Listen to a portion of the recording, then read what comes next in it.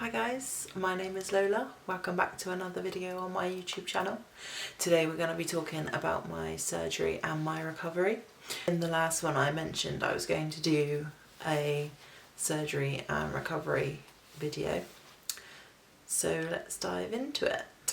So as I explained in my last video, I personally found my surgery and my recovery quite difficult, quite painful. Obviously, everyone loves to chill out every now and again, but when you add in some pain and get told you have to chill out and you have to sit down and you can't go out and you can't do this and you can't do that, it's a lot more difficult. So for my first surgery, I had 780 cc's, which was as much as my surgeon could get in at that point. We had discussed maybe doing between 800 and 1,000, but at the time my chest muscles were quite tight because I'd been working out beforehand, trying to lose as much weight before the surgery to get my body in a better position to be able to hold them and carry them. So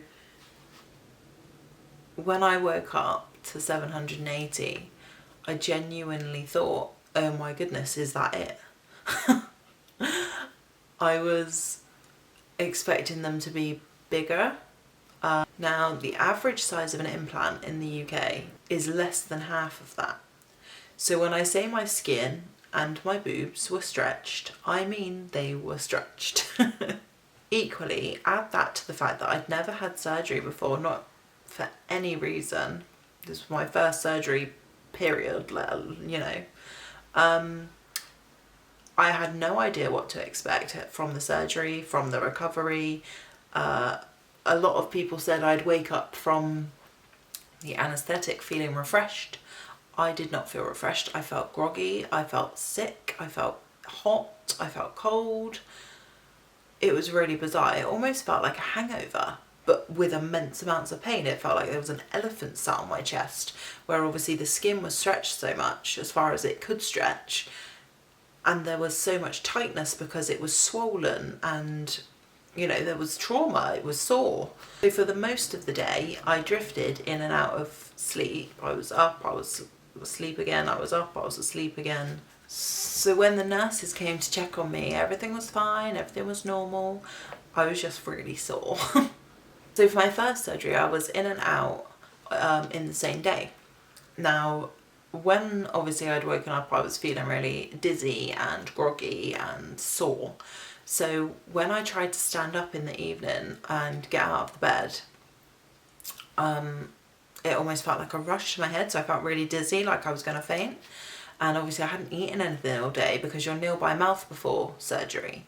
So because of this, my husband had to go and get a wheelchair and wheel me down to the front door. Then he left me there while he went and got the car, came back to pick me up, and we went to the hotel, which was only about 10 minutes down the road. We specifically chose a hotel that was near the hospital so that we didn't have much travel time. We had been advised by Dolly and her husband Davey to take a blanket and some cushions in the car. So when my husband went to get the car, we already had these things preloaded into the car when we arrived at the hospital that morning. So it was all ready to go. I just had to get in, mount all the pillows around myself. I had one sort of under this side, one sort of under this side, and I think I maybe had one on my lap for me to sort of prop my arms underneath. It's quite comfortable to do that. Well, it's much more comfortable to do that. We left the hospital at 6:30, and I think I slept until about 9:30. Pretty sure the hotel was only doing food until 10 p.m. So my husband woke me up about 9:30 for us to order some food before it got too late to order anything, because I hadn't eaten anything that day. So we ordered room service, and he'd ordered a bolognese and I had wanted just some plain toast. But because of a slight communication issue, I ended up having a cheese and ham toastie. So I remember thinking, oh goodness, this is going to be too much.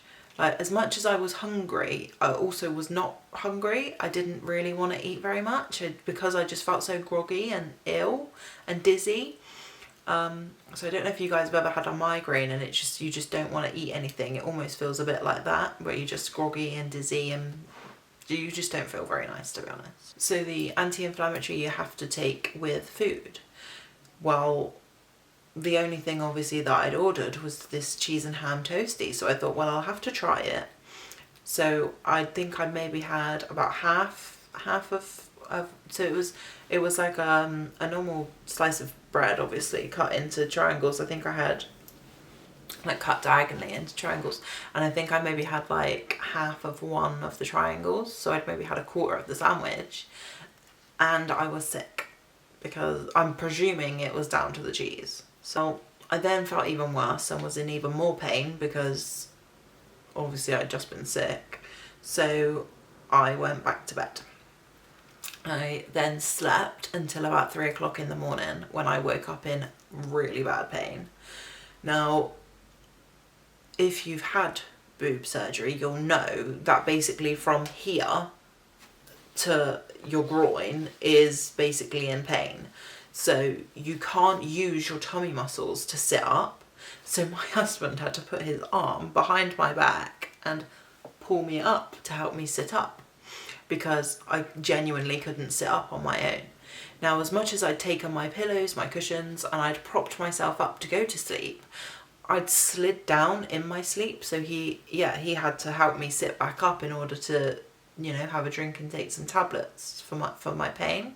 So I took my tablets at 3 o'clock in the morning, my painkillers. I think I took a painkiller and an anti-inflammatory at that point because I just wanted to kickstart something. I think because I'd obviously been sick, it had got rid of the tablets that I'd taken earlier on that day, or earlier on the day before. So I really needed to obviously have some more. Anyway, the next morning we went down for breakfast. The hotel that we stay in is like a buffet breakfast. You can go, you can help yourself, you can have as much or as little as you like. So I think I had maybe 2 slices of toast or some jam on because I just wanted something light. I didn't want anything majorly heavy on my tummy. And I definitely felt a lot better. I took some more of my tablets because again, you have to obviously take anti-inflammatory with food. My husband then packed up all of our stuff in our room and packed everything into the car. I was sat outside the hotel with a nice bottle of water waiting for him while he brought everything down, stayed with the stuff while he brought it all down, and then packed it into the car. As I mentioned, I live in the UK and I went across to Belgium for my surgery. So before we came home, we went back to the hospital to have an appointment with my surgeon, a little consultation, just to make sure everything was okay before we came back. And everything was fine. We went straight in, we saw him. He had a look and made sure everything was okay. He was happy. We drove over, so we then got back in the car, came back on the Eurotunnel. And when we got home, which was about a 6-hour drive because it's a couple of hours Belgium side, and then we've got the Eurotunnel, which is about half an hour, and then another 3 hours home from the Eurotunnel in Folkestone to my house. That was, to be honest, it went quite quick because I slept most of the way home. Again, had my cushions, had my blanket, so I was pretty tired.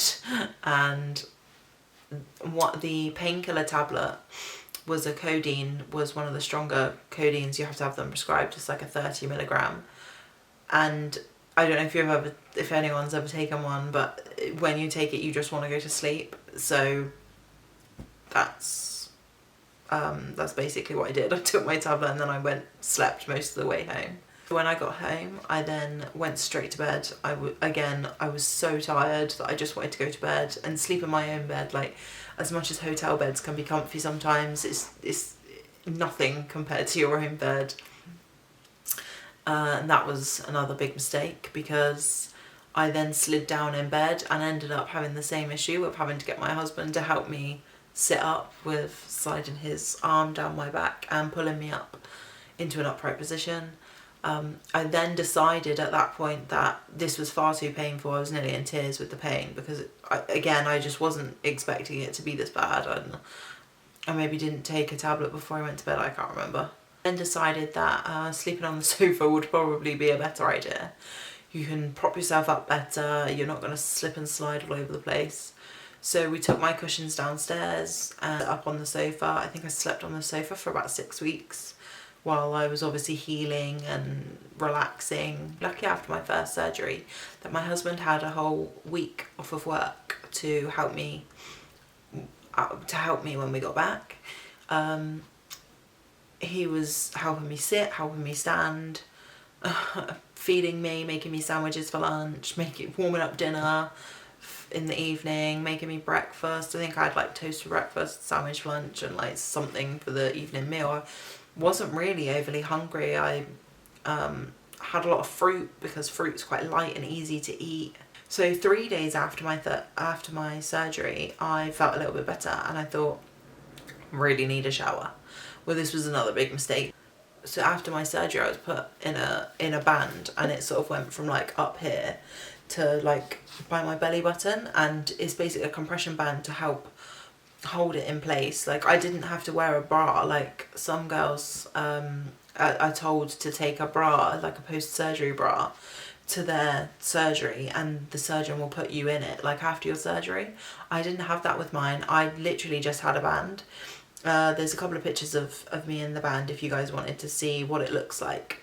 It's almost like a tubey grip, and it's like doubled back on itself, and then like, so it's double thickness, and it just holds you in place basically, and it gives you a lot of support. Obviously I'd had to take that off to have a shower, and at first it was fine. I got in, I had a shower, I washed my hair, which was again another big mistake, because you're not supposed to lift your arms above your head. Now obviously to wash your hair, your arms are going to be above your head. Now when I got out of the shower was when it really started to hurt. It's hard to describe, but it almost felt like they were going to fall out the bottom. Fall out of their incisions, out of the bottom. And just feel like pressure. I just couldn't get dried quick enough to get that compression band back on, and I don't think I took it off again for at least a few days because it was just so sore.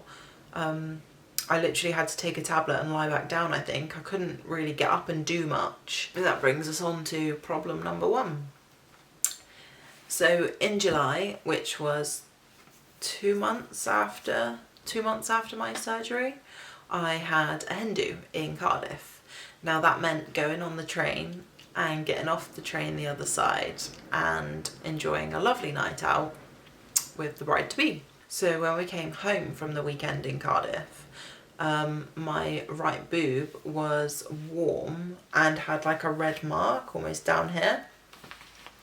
Well, it wasn't really red, it was just pink, and it was warm, but it wasn't hot. So I went to my local A&E, and they had basically said, we think it's a deep set infection. Due to the fact I had expanders, they said that the best thing to do would be to give me some antibiotics so that any infection would be fought off and shouldn't get any worse. And so I had a week's worth of antibiotics, and it cleared right up. No more pink warm boob, it was fine. Now my second surgery was a lot better.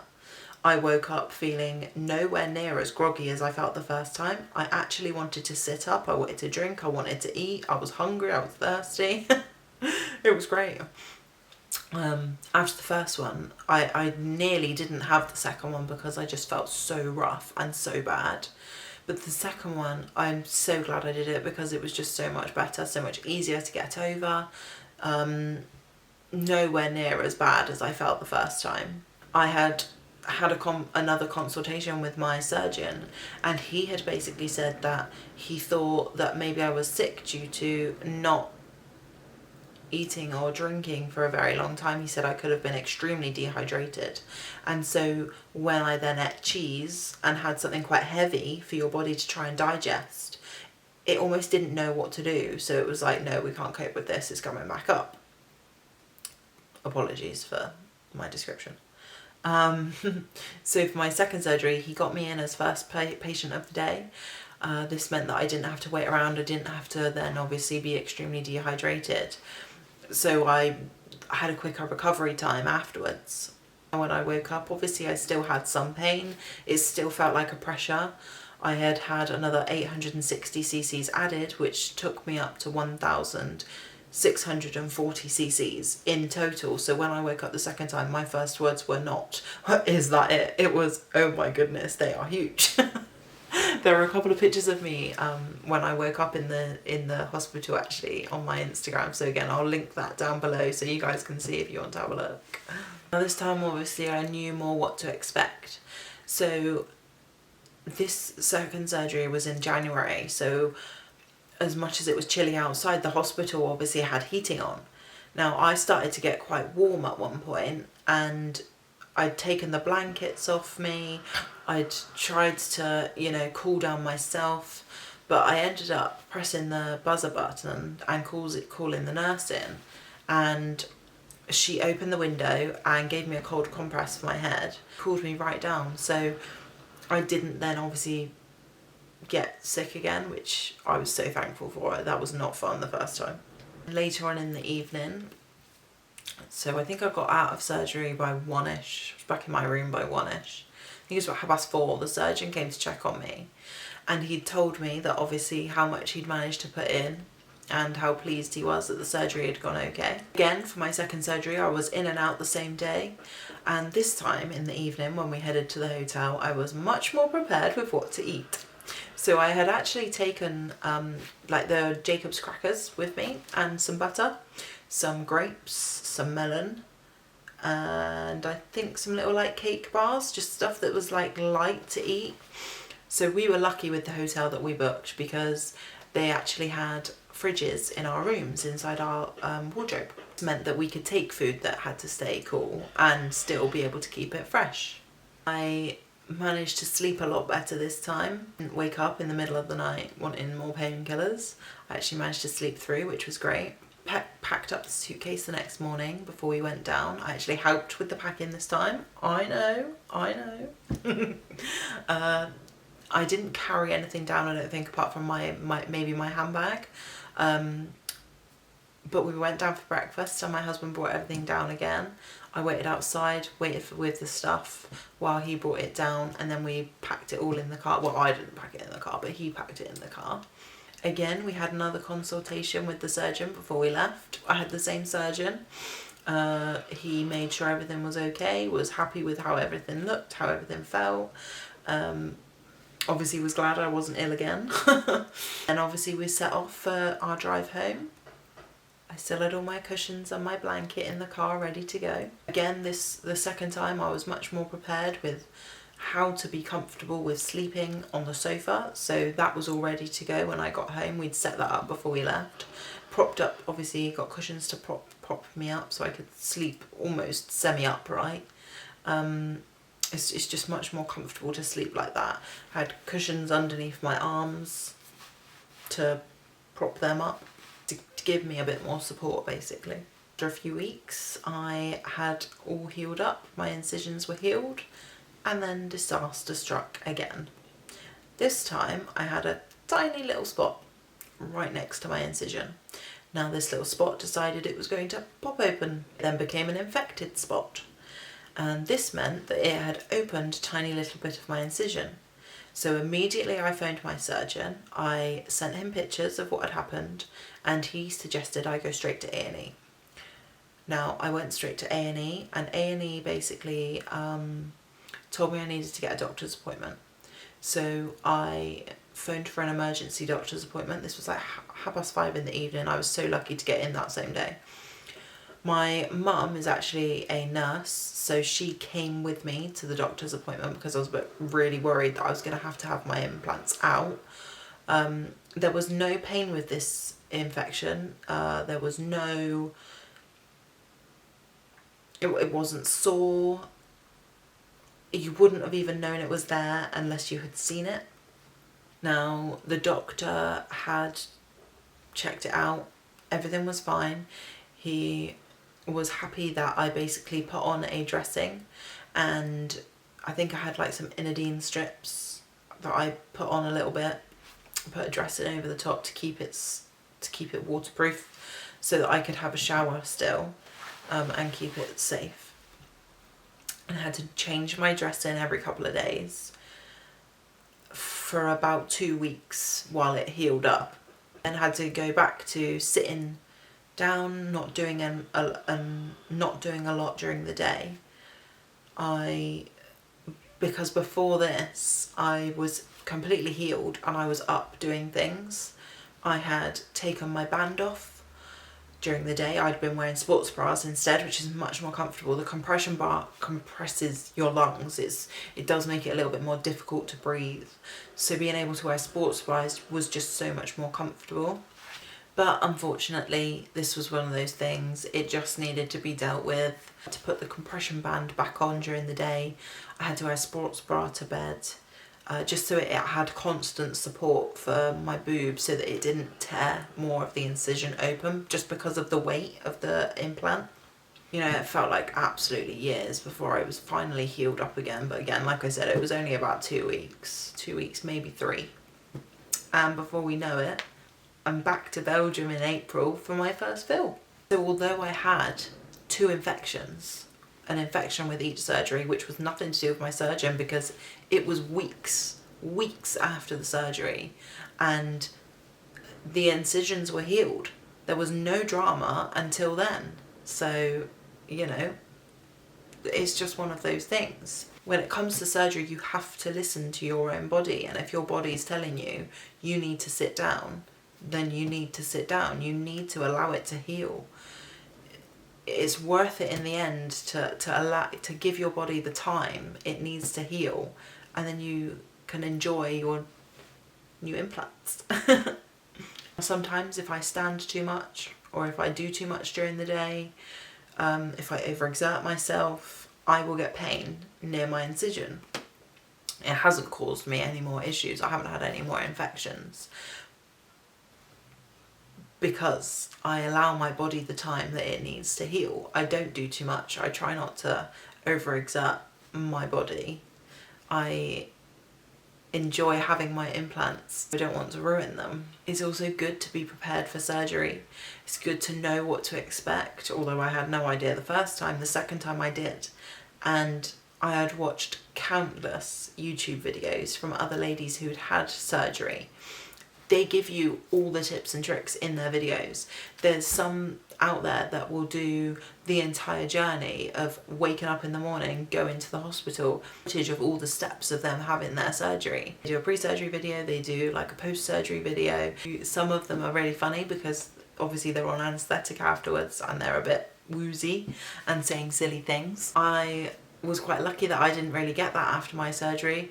I was just really tired, really groggy, so I didn't really say silly things. The tip I would suggest for post-surgery is definitely get meals prepared and get them in the freezer. It will literally save you so much money and so much bad food with takeaways, because after my surgery I was so tired and in so much pain I could not have stood for long enough to have cooked a meal.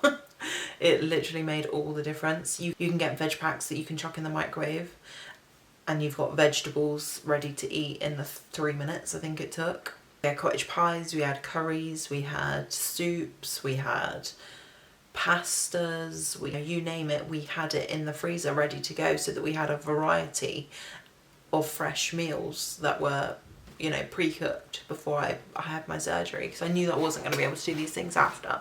Another tip is be prepared to sleep on the sofa. If you haven't got a comfortable sofa, you're going to need to get one. I slept on my sofa for 6 weeks and luckily mine was comfy. I had about 4 or 5 bed pillows stacked up behind me, cushions propped onto my arms, giving my side boob a bit more support. Yeah. You know, luckily we have a spare bedroom in our house, so we have 2 quilts. So I had a spare quilt to have downstairs. You know, it's these little things that make a big difference after your surgery. Wipes is another one. Obviously you can't have a shower. Well, you can, but it's very painful, so baby wipes are the way to go. My last tip of the day is to know that codeine, if you are prescribed codeine, it will stuff you up. It is not a nice drug. It's great for the pain because it really helps and it makes you sleep, but it's not good. It really messes up your insides. So if you're going to be prescribed codeine, I would suggest getting laxatives. My first surgery, I didn't know this, and I went through a hell of a lot of pain. My second surgery, I knew this. I'd spoken to the doctor beforehand, and he had prescribed me laxatives to go with my codeine because it was bad. You just have to make sure that you read your labels, make sure you speak to your doctor, you know, get these things in place before you go so that it will save you the pain and the horror that I went through, because we don't need to talk about it, but that is my last tip of the day. Know that codeine is not fun. Now, the last thing to remember is that all of these things are temporary, and as much as you can be prepared, you know, you'll get over it, you'll get through it, and it will all be worth it in the end. Thank you so much for watching, guys. I hope this has helped. Again, any questions or anything that I haven't covered that you would like to know, please pop me a comment down below. Thanks, guys. Bye.